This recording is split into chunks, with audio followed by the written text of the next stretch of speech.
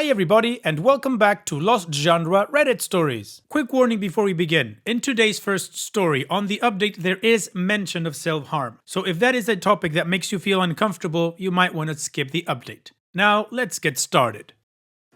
This post is from the subreddit Am I the A-hole? And it's by user AdmirableEmo9628.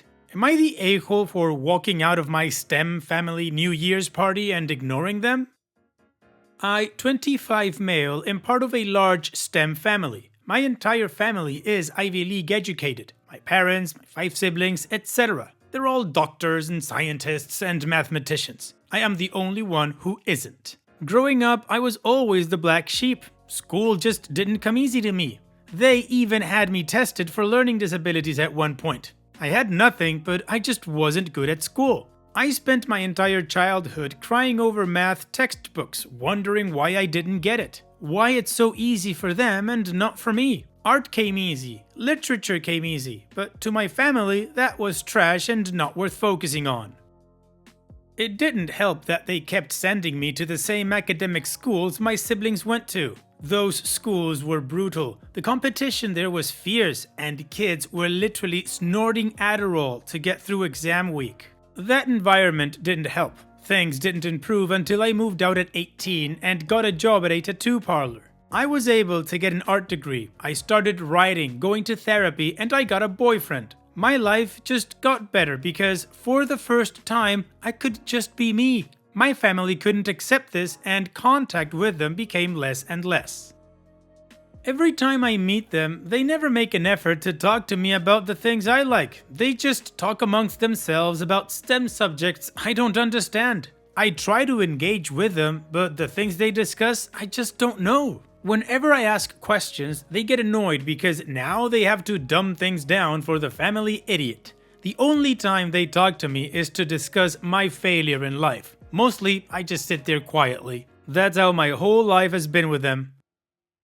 Now, recently, I got a publishing deal for my fantasy novel. I was super excited to tell my family at their New Year's party. The first thing they did was ask what kind of novel it was. When I said fantasy, they awkwardly laughed and changed the topic to my cousin's PhD thesis. This was my biggest achievement and they crapped on it. I told them they were being rude and that they'd treated me like crap my whole life. They snapped back to stop making a scene, that I had been a difficult child and to be understanding.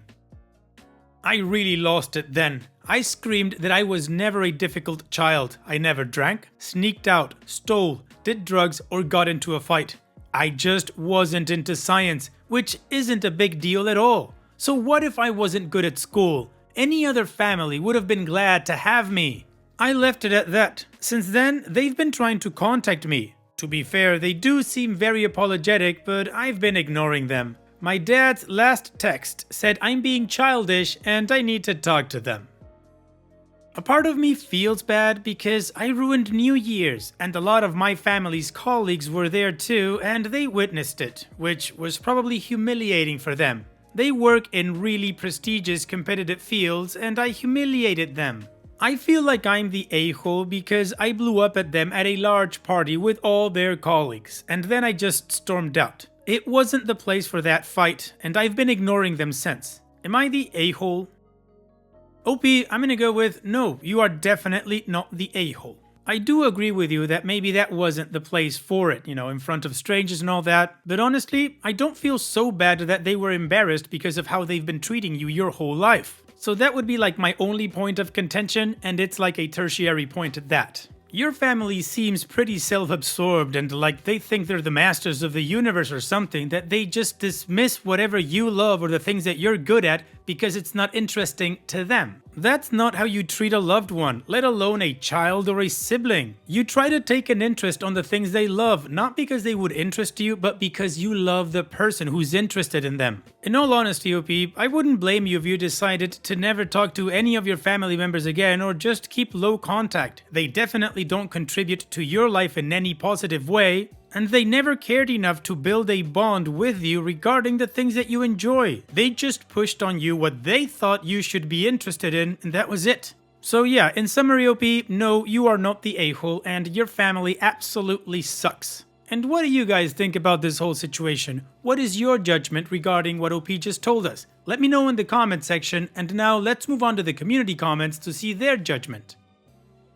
Anime Addict 75 says, "Not the a-hole. You didn't do anything wrong, you just got tired of the crap they were giving you. I once had a teacher give me this advice when I was in school. Do what makes you the happiest. There's nothing wrong with you because you don't get math or science. And that's just it. Just because your family are academic scholars doesn't make your achievements any less than theirs. Family means loving and accepting each other. They should be just as proud of you for you writing as they are of anyone else in your family getting their PhD.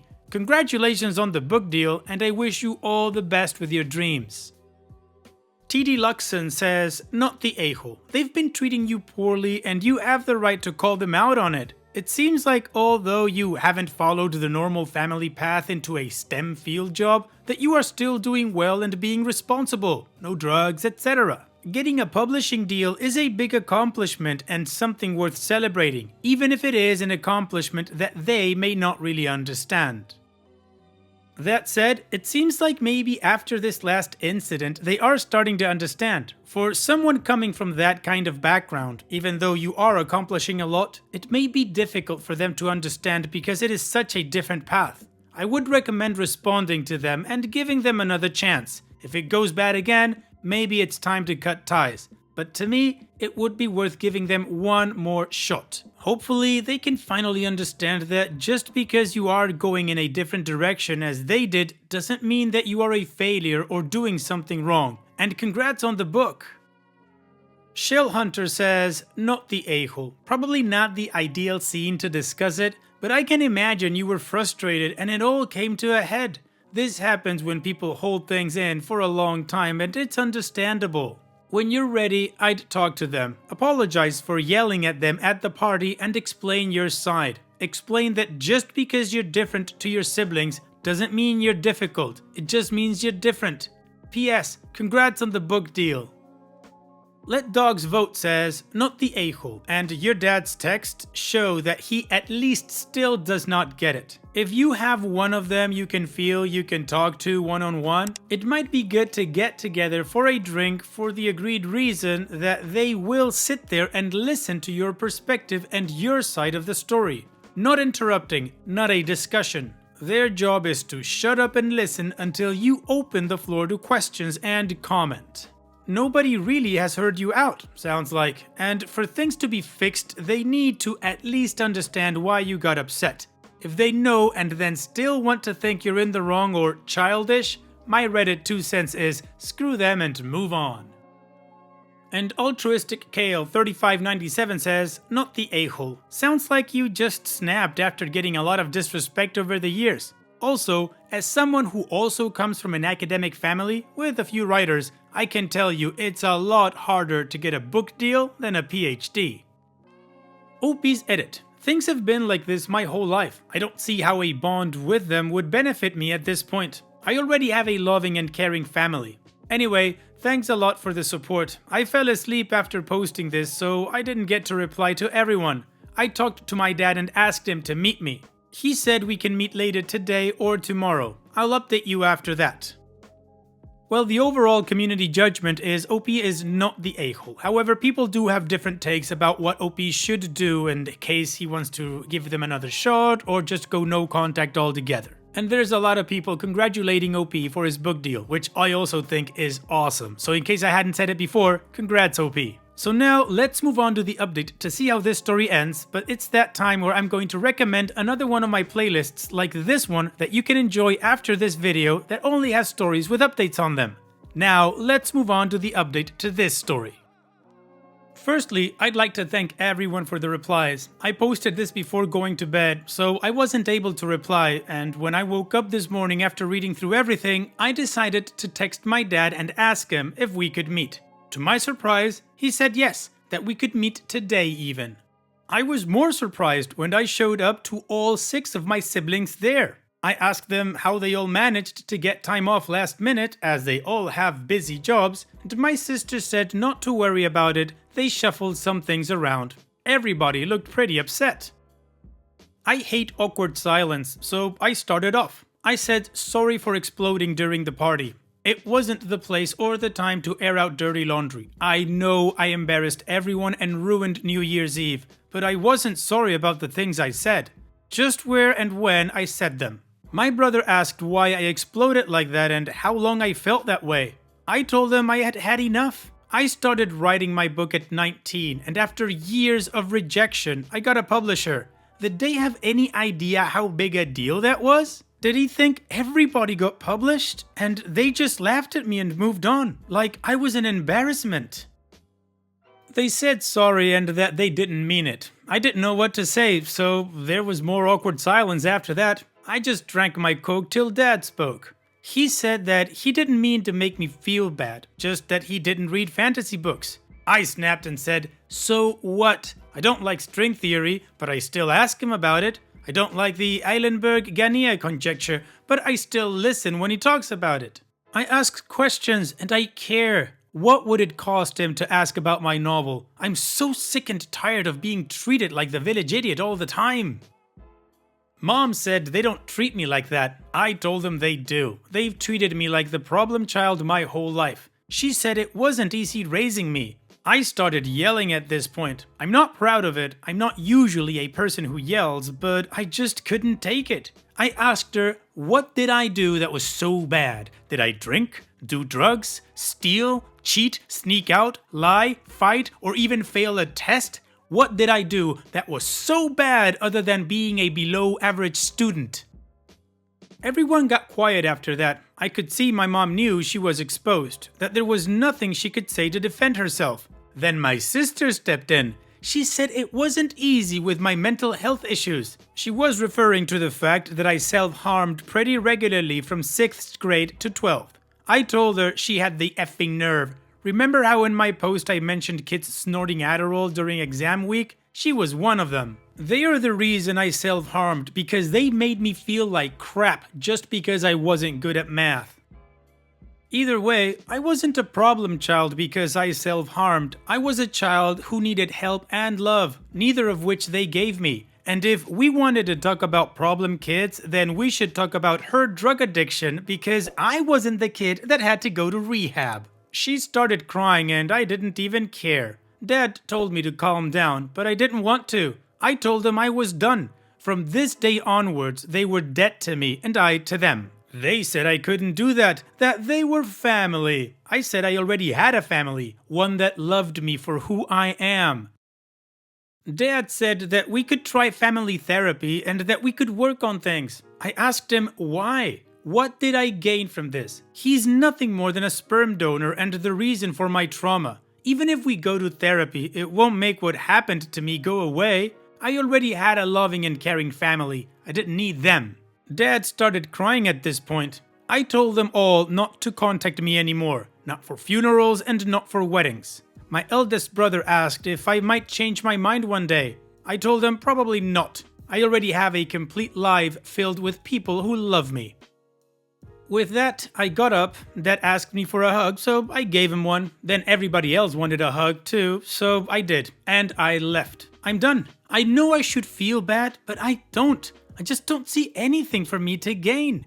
Every time I'm with them, I remember being that kid, looking around the table, seeing everybody talking and feeling like an outsider because I don't know enough to join in. I remember all the nights of them trying to tutor me and ending up screaming at me, "Why don't you get it?" I remember the disappointment of every report card, and then I think about my real family and the love they give me. I don't need them. I needed them before, but not now.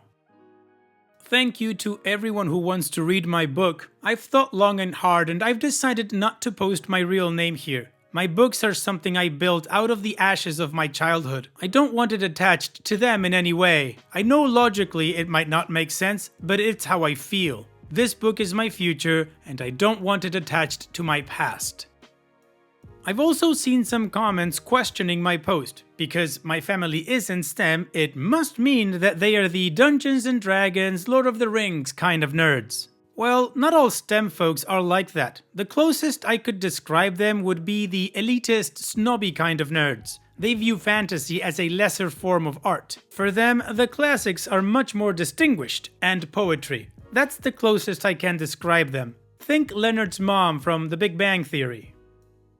Well, OP, it is a positive update because you feel better, and I think that's great. You got off your chest everything that you've been wanting to tell them for many, many years, so good for you. Of course, this doesn't take away any of the pain that you went through, so I do hope that you are okay in the future and that the family that you've chosen stands by you all the way. Thank you for sharing, OP, and take care.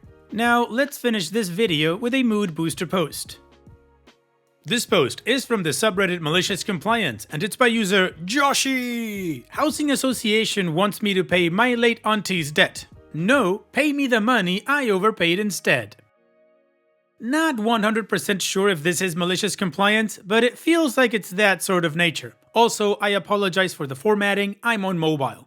Now, before I lived in my current place, I was living with my auntie. She was the main tenant who sorted the bills, and I would pay her a lump sum each month as board payments. In early 2021, she passed away unexpectedly. Naturally, I didn't want to continue living in this place. Bad memories and bearing the responsibility for an entire place alone wasn't feasible for me financially at the time.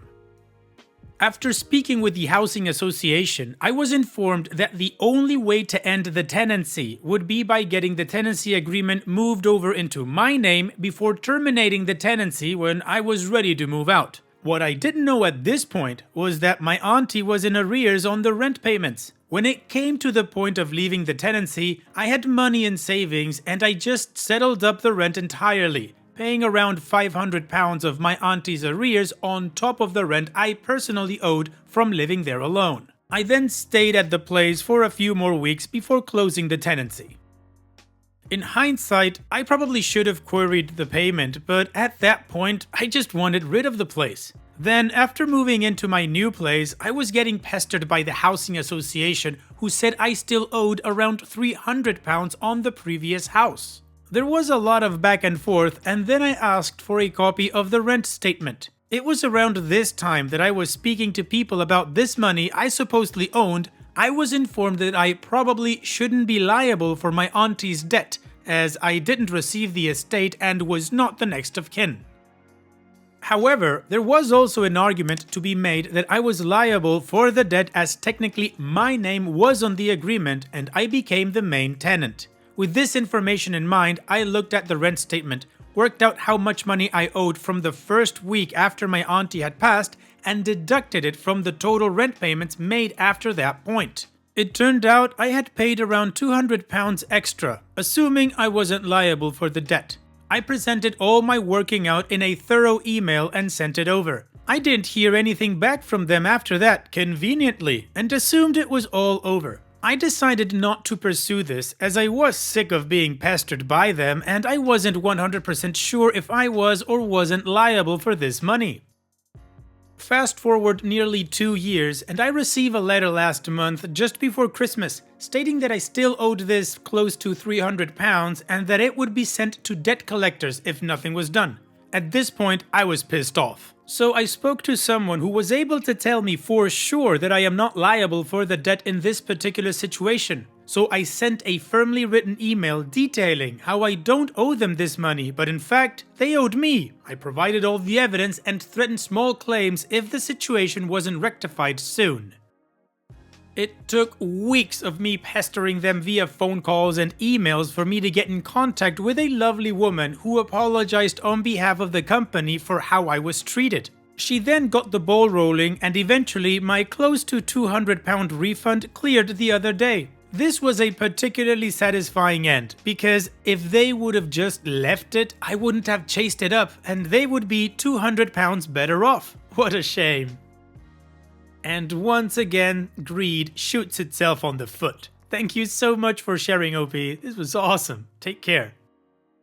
And that's it for today's video. Thank you so much for taking the time to watch it. Now, if you've gotten to this point in the video, I assume that you like these stories that I'm reading out. So here are a couple more that you might enjoy. And if you don't have any time to watch another story right now, save it for later. And also, don't forget to hit that subscribe button.